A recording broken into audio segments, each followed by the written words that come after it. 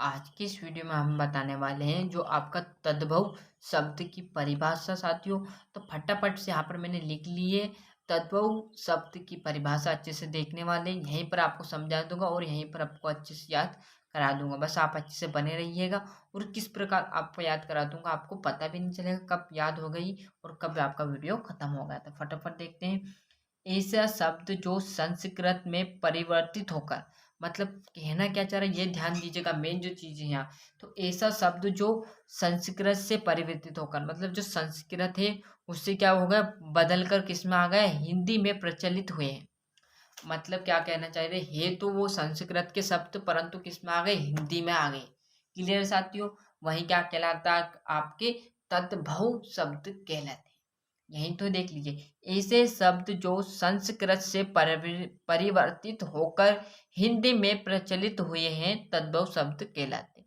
मतलब संस्कृत के थे, हिंदी में आ गए, मतलब चेंज हो गए। क्लियर है। इसे क्या कहते हैं, तद्भव शब्द कहते हैं। जैसे हम देखेंगे इनका उदाहरण, कौन कौन शब्द, आगे, माथा, सूरज, भाई आदि, ऐसे बहुत सारे शब्द आगे। ये संस्कृत का भाषा अब हिंदी में प्रयोग हुआ है। आप समझ सकते हो ये हिंदी का शब्द कहते हैं, पर पहले किसका था, आप देखोगे संस्कृत का था, फिर ये हिंदी में कन्वर्ट हो गया।